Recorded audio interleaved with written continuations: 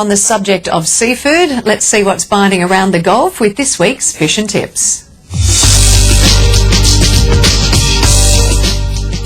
G'day and welcome to this week's Fish and Tips for the start of November. Well, starting off in Wallaroo, from the jetty, basically an all-day affair down there.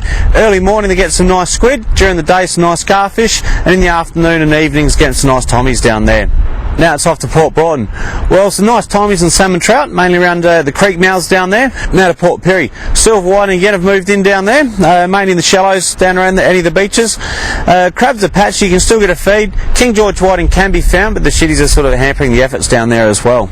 Now it's off to Port Augusta, Jewel of the North. Well, kingfish are still around.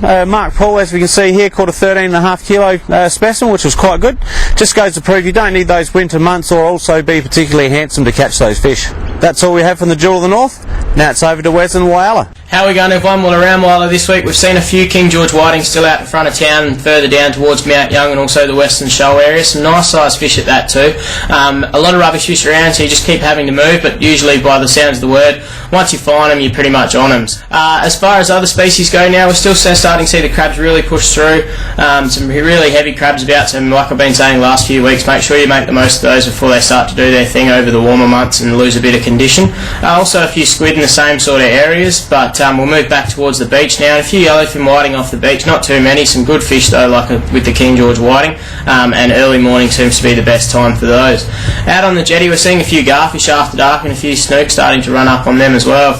That's about all we've got from Whyalla this week. Now it's time to see what's happening in Port Lincoln. Welcome to this week's Fish and Tips from the Haven of Fishing, Port Lincoln. Starting out from Lincoln, off the town jetty's been doing okay at the moment with a few squid down there. Moving out into the proper bay, there's been plenty of KG whiting out there and the crabs are starting to get on the move at the moment.